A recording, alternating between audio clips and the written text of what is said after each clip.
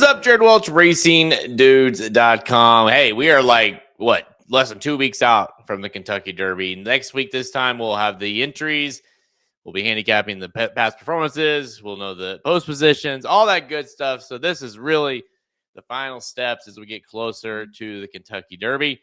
And one of the favorite things to do, my favorite things to do for these big races, we haven't done it on the site anyways for the Derby, but it's always fun to look at those.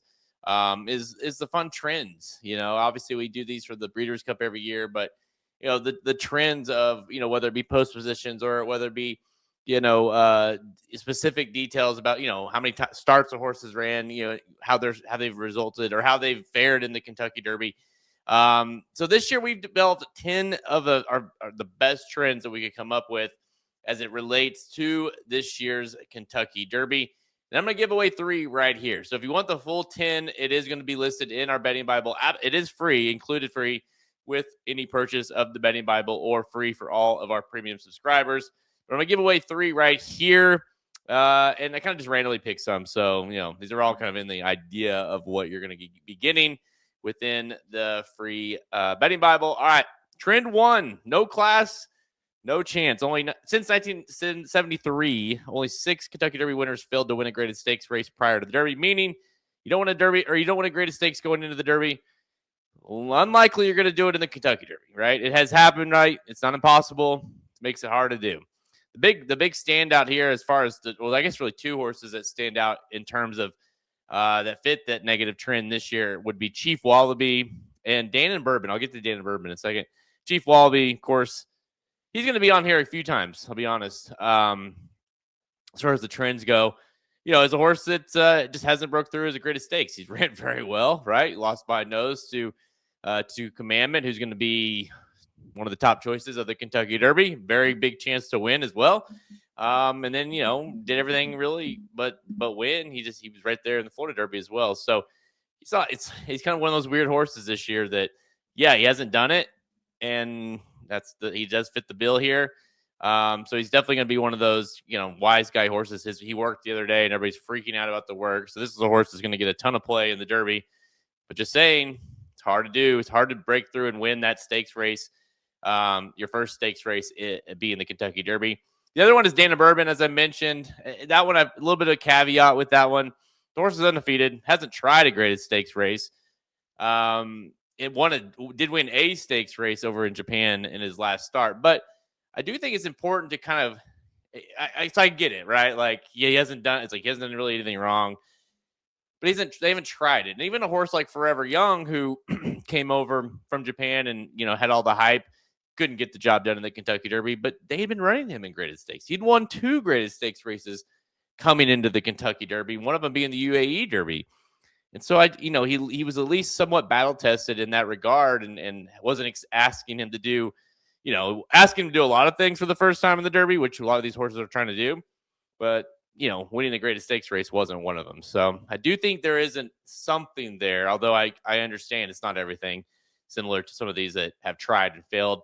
Pavlovian, Right to Party, Chip Poncho, who's now in the gate, and Great White are the other ones that fit that negative trend for the 2026 Kentucky Derby. All right, let's go to the next trend here. No last-minute experiments. Looking at you, Chief Wallaby. We just talked about him.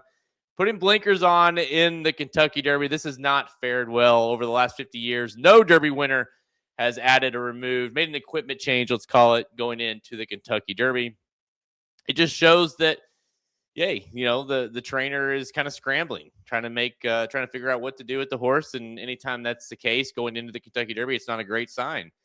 I don't blame Bill Mott for doing it with Chief Wallaby. He kind of feels like a horse that maybe needs them, but you kind of wish you would have done it in the Florida Derby maybe, and then not had that kind of looming over how he'll handle it. The Palace Mouse effect is what a lot of us call it.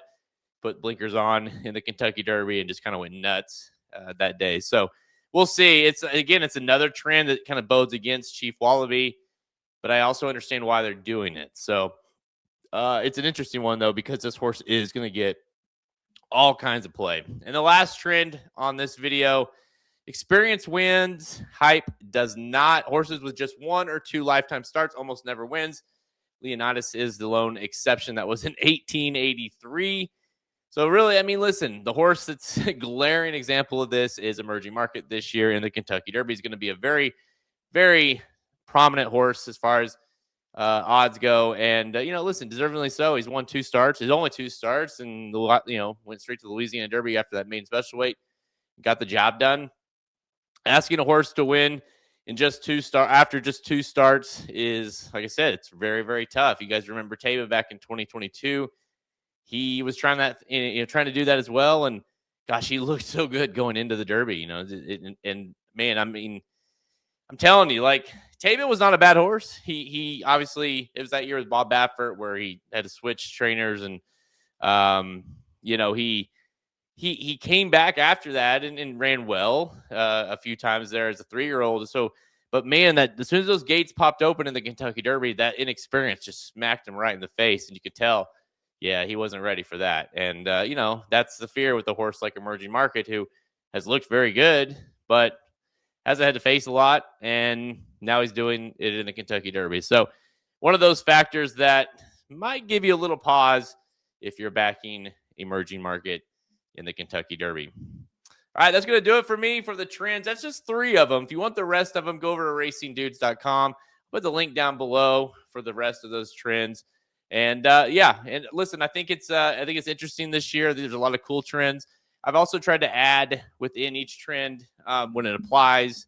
Some of those I might add once the post positions come out, but horses that it applies to this year, right? Because I think it helps, and one, see the trend, but also 2, how it applies to you, handicapping horses you like, that kind of thing. So racingdudes.com will have everything you want, everything you need for the Kentucky Derby this year: picks, analysis, videos, podcasts. John White will be on next week. John White will have a video or an article next week with his official picks.